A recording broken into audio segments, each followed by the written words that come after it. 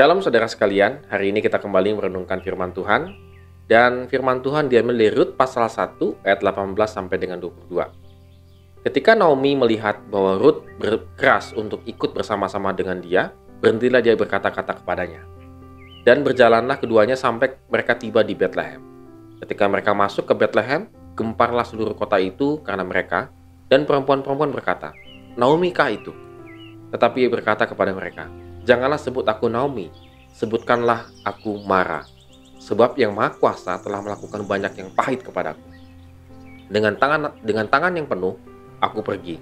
Tetapi dengan tangan yang kosong, Tuhan memulangkan aku. Mengapakah kamu menyebut aku Naomi? Karena Tuhan telah naik saksi menentang aku, dan yang Maha Kuasa telah mendatangkan malapetaka bagiku." Demikianlah Naomi pulang bersama-sama dengan Rut, perempuan Moab itu, menantunya. Ia turut pulang dari daerah Moab, dan sampailah mereka ke Betlehem pada permulaan musim menuai jelai.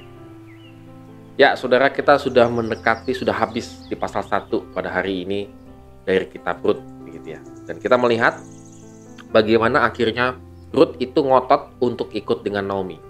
Kemarin kita belajar bagaimana Rut akhirnya mengeluarkan satu statement imannya dia. Pernyataan imannya dia, "Bangsamu bangsaku, Allahmu Allahku." Dan akhirnya mereka tiba di Betlehem. Saudara, tentu walaupun sudah 10 tahun lebih Naomi itu pergi meninggalkan Betlehem, tetapi tentu penduduk kota itu tidak akan melupakan wajahnya, begitu ya. Tidak akan segera tiba-tiba Naomi tadinya pergi dengan kulitnya warna apa, tiba-tiba pulang warna apa. Pasti mereka sangat mengenali mereka. Dan bagi mereka cukup kaget karena mereka mengatakan, "Naomi kah itu?" Di sini dicatat bagaimana Naomi dan Rut itu yang pulang. Maka mereka mungkin gempar, bingung, loh, mana suaminya? Mana anak-anaknya? Begitu kan? Mahlon Kilyon dulu yang masih kecil-kecil kira-kira mungkin, ataupun masih remaja dan segala macam. Lalu ketika mereka keluar dari Bethlehem, kok yang pulang Naomi doang dan perempuan asing. Tadi dikatakan Rut perempuan Moab itu di ayat ke-22. Ini perempuan asing, ini siapa? Mereka tidak kenal. Mereka bingung, mereka menjadi gemparnya luar biasa di kota itu. Maka Naomi akhirnya merefleksikan kehidupannya. Dia menyaksikan kehidupannya. Menyaksikan kehidupan tidak enak. Dikatakan, "Jangan panggil aku Naomi." Naomi itu artinya manis.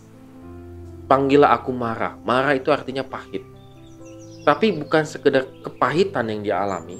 Dia merefleksikan lebih dalam, yang Maha Kuasa telah melakukan banyak yang pahit terhadapku.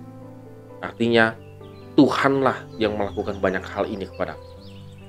Tetapi Naomi tidak menjadi kepahitan kepada Tuhan. Kalau kita perhatikan dalam cerita ini nanti dan seterusnya ya. Naomi tidak menjadi kepahitan kepada Tuhan. Dengan tangan penuh aku pergi dan tangan kosong Tuhan memulangkan aku. Tidak. Kenapa? Karena ini satu keputusan yang Naomi ambil, refleksi kehidupannya, lalu dia menyadari bahwa Tuhan telah menghukum dia, lalu kemudian dia kembali ke Betlehem. Nah, saudara, ini sangat dalam sekali menurut saya. Agak jarang orang mau menyaksikan tentang kepahitan hidupnya. Agak jarang orang mau merefleksikan kehidupannya bahwa kegagalan yang saya alami, keterpurukan yang saya alami, dan lain sebagainya itu, ini adalah turut campur Tuhan dalam kehidupan saya. Bahwa apa yang saya lakukan ini tidak sesuai dengan kehendak Tuhan. Saudara sekalian, kita agak jarang berefleksi sampai sedemikian dalamnya. Misalnya kita mengalami satu kegagalan seperti Naomi. Begitu ya, meninggal misalnya, ataupun usaha gagal, pekerjaan dan lain sebagainya. Maka kebanyakan kita merefleksikannya adalah, kenapa ya saya gagal? Oh, ternyata saya kurang strategi. Ternyata saya salah marketing, ternyata saya bla bla bla bla bla. Salahnya itu di luar daripada diri kita. Tetapi Naomi merefleksikan lebih dalam bahwa salah yang dia alami itu adalah karena bukan kehendak Tuhan. Ia melakukan hal ini. Saudara, ini sangat dalam menurut saya. Ketika Naomi berani menyaksikan kegagalan hidupnya, sebenarnya Tuhan bekerja. Jelas sekali tadi di ayat 22, sampailah mereka ke Betlehem pada permulaan musim menuai jelai. Artinya permasalahan kehidupan Naomi sudah mulai terjawab. Artinya Tuhan memberkati Naomi. Tepatlah keputusan engkau Naomi untuk kembali ke Bethlehem karena pas menuai, musim menuai. Nah saudara sekalian, mari kita renungkan, refleksikan kehidupan kita. Mungkin banyak kegagalan atau ketidakmajuan, nggak progres, mandek jalan di tempat, usaha yang kita jalankan, pekerjaan yang kita lakukan, dan lain sebagainya. Apakah kita memiliki satu refleksi yang dalam sekali seperti Naomi? Jangan-jangan tangan Tuhan memang teracung, artinya Tuhan, ini bukan kehendak Tuhan. Segera ambil keputusan, berbalik kepada Tuhan, seperti Naomi.